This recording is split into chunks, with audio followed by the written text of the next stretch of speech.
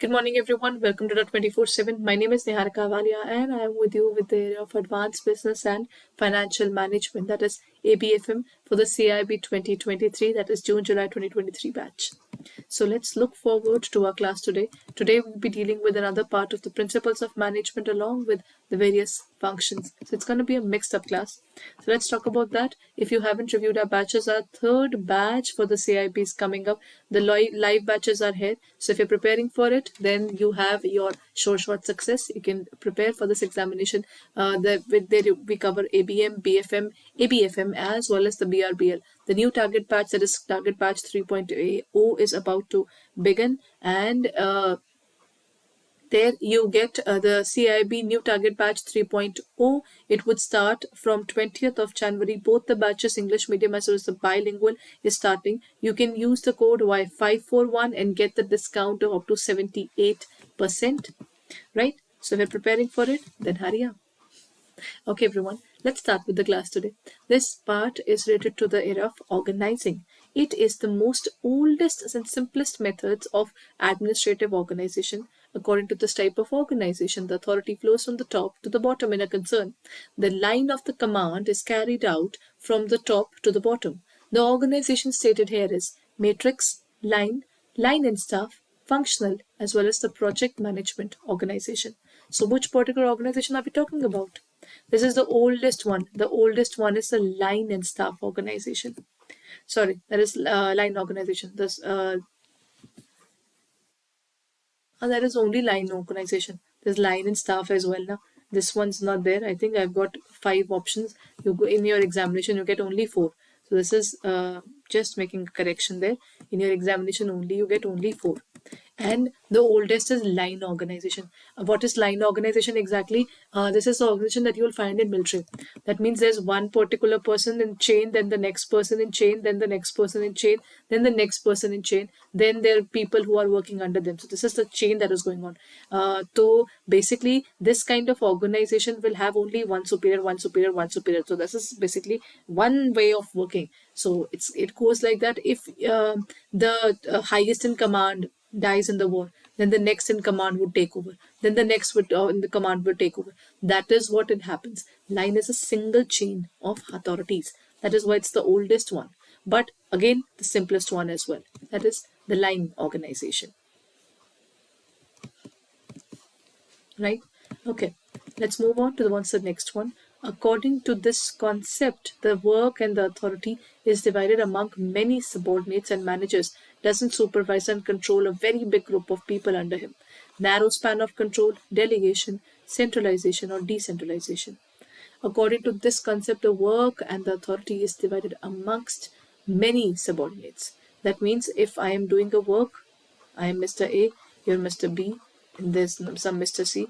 Everybody is working, and the work is divided among the various people, and the manager doesn't supervise or control. See, the point is he's not going to control all of us. He's going to give us the work, and then he's also going to give us authority to have a freedom in terms of our working. So when the point is that he has a very limited number of people again. So that means when such number of people who are working under you are limited, that's what we call as the narrow span of control.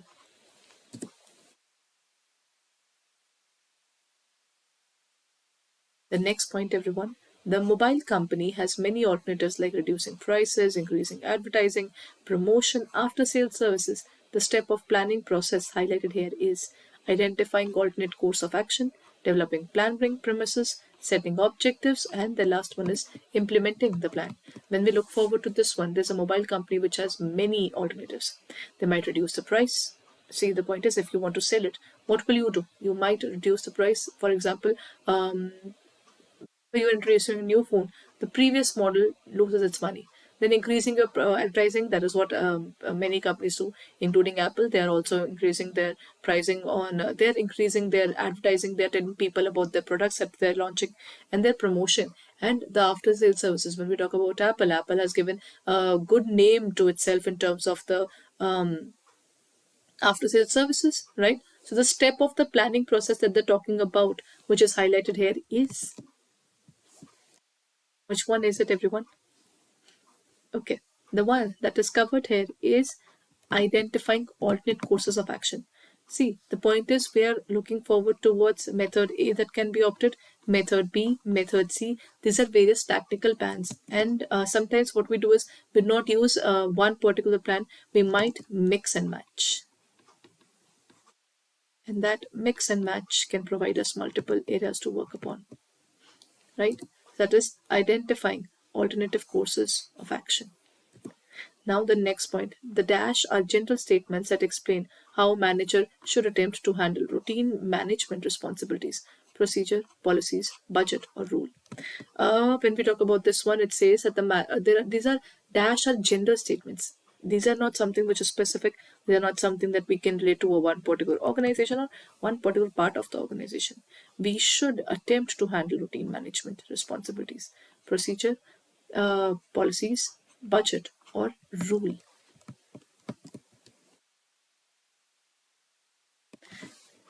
If I state that in an organization, this is how it goes. There is a there's basically it is stated that if you would like to leave the organization after a certain period of age, then the retirement age is 58 or maybe 60. That is how we define it. So, or we can say that if you would like to go for a loan, then the credit policies are of 30 days or 45 days, depending upon the credit policies. Again, these are policies. What are these? These are basically general statements where the manager says this is how we work. This is the policy of the organization. If a particular person is late for the work today, then this is what we are going to charge, and this is what the charges would be for you to, or anybody who's late for the work, or if we talk about applying for the leaves, whatever we are dealing with. That is how we tell it now. That is the policies. These are internal affairs of the organization where they specify that this is how we're going to work. This is how we proceed towards our work. That is what we define as policies, everyone. Next point, which of the following is false relating to the participator style of leadership? See, there are various ways of leadership there. If we talk about the leadership, we cannot become a leader by just staying out of there.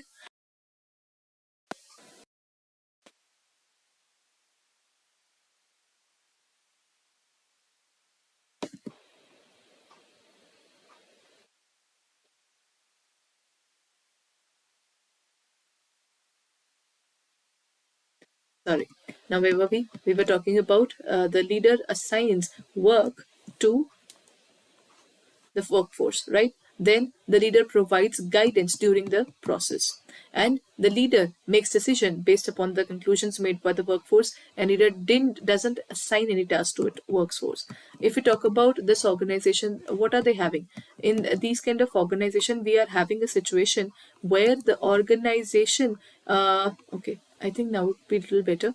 Here, a participator is where he's leaving his people towards the level of working in such a way that they also get to participate.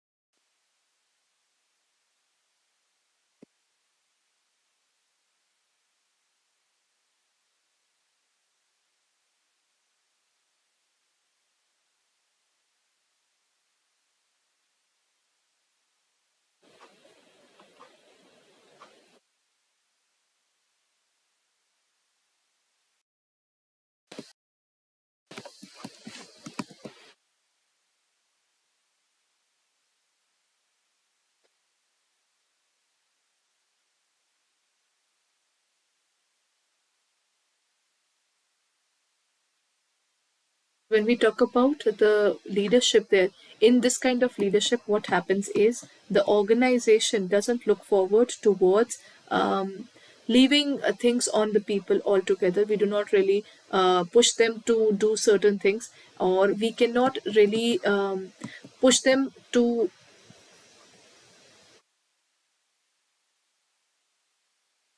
achieve the organizational goals even. So we are looking forward towards the area where these people are getting their freedom to work, and they are also a part of the entire process of working. So that is what they define it. In terms of this, their leader doesn't assign any task to its workforce. He rather works with them and makes sure that the decisions are taken together. That is a mutual respect towards each other, and the goals are achieved with a way that both of the leader and the follower are sitting together, and they're talking about how to achieve those objectives. Okay, here comes the next question. It says mathematical approach is closely related to the empirical approach, or the interpersonal behavior approach, operational approach, or decision theory approach. In terms of the mathematical approach, or the approaches that we're talking about, these approaches are related to the fact that in an organization, the management didn't come on its own. There were various approaches which were taken. In terms of mathematical approach, we make decisions by using equations, by looking forward towards the various equations of how to achieve it, the permutation combinations that we can apply. So it is based upon empirical approach, or internal personal behavior approach, or the operational approach, or decision theory approach.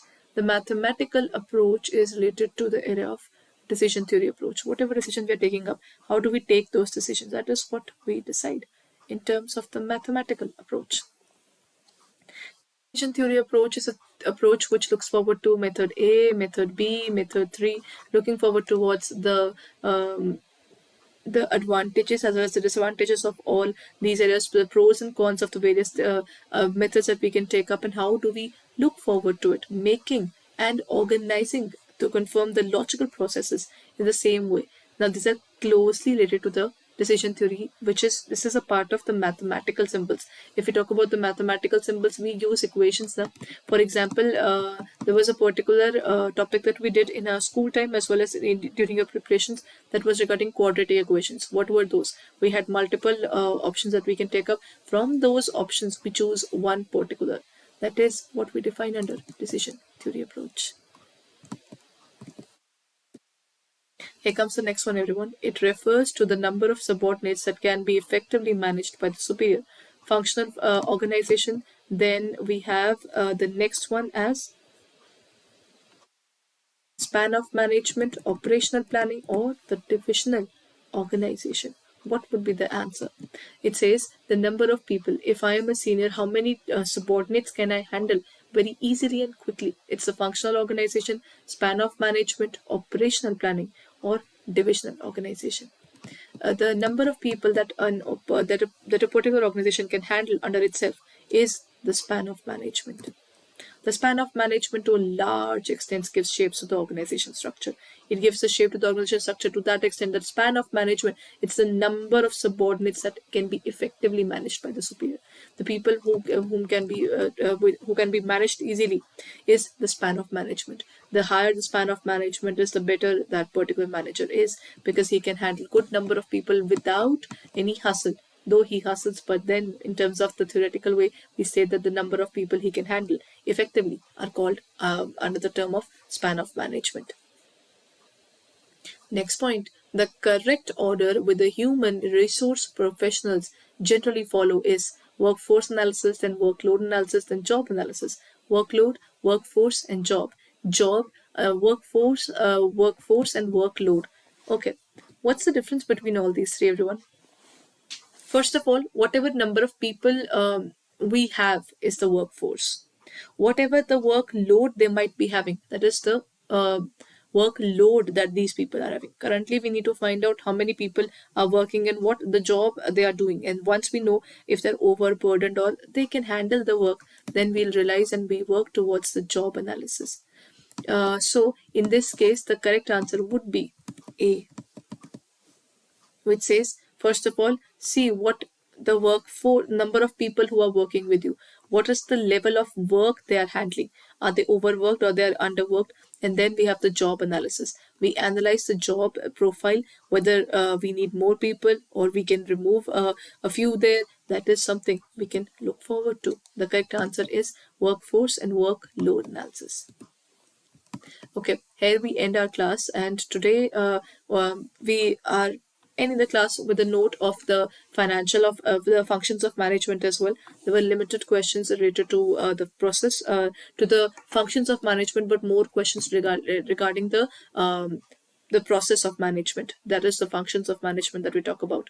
There are two types of areas to look forward to. One is the principles, and then is the functions. Planning, organizing, staffing, directing, control are a part of the functions of management. But when we talk about these functions, how do these functions exactly operate?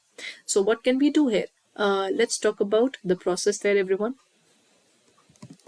If you're preparing for the CAIIB this year, then we have come up with our new batches. That is, the third batch of the CAIIB examination is coming up. So if you're preparing for the examination, then kindly check out our course. If you're looking forward to it, go to our website, that is www.adda247.com, and there you get the JAIIB and CAIIB details. In terms of this, you can look forward to the JAIIB CAIIB Ka Maha Pack. There you have the CAIIB Ka Maha Pack. Under CAIIB Ka Maha Pack, you get 500 hours of live classes, 45 test series, 380 videos, over 84 ebooks, and many more things to come.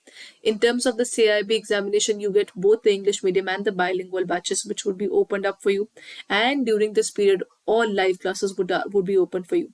All the mock tests, all video solutions, all revision batches, all recorded batches, all ebooks, numerical batches, case study batches, the topic-wise ebooks, even the in-depth analysis of the subjects. Everything is available for you in this particular package. That means whatever we are coming up in terms of the bilingual or the English medium batch for CAIIB is opened up for you for the period of next 6 months. So preparing for this examination and still thinking, you can vouch for this particular pack where you get multiple benefits.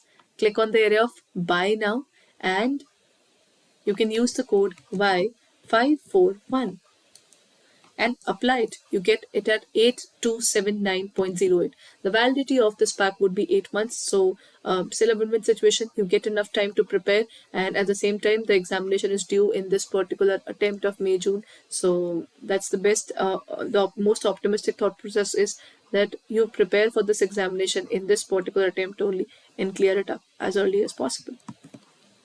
Right, so then the first option is the CAIIB Maha Pack. Other than the CAIIB Maha Pack, the second pack that is opened up for you is the CAIIB 2023 batch.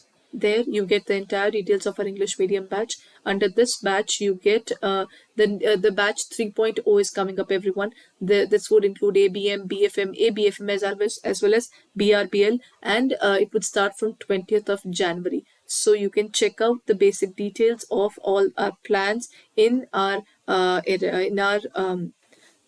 app or in our on our website. And if you're preparing for this examination, you can click on there buy now and you can use the code Y541 and you can apply it. You'll get it at 5519.77, all the subjects in one go, and that too 500 hours of classes. Along with that, you get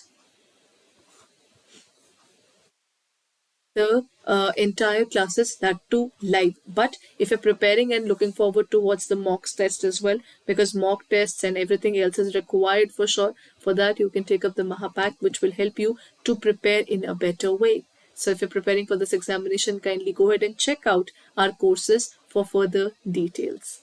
All the very best. Keep growing and keep preparing, everyone. Thank you.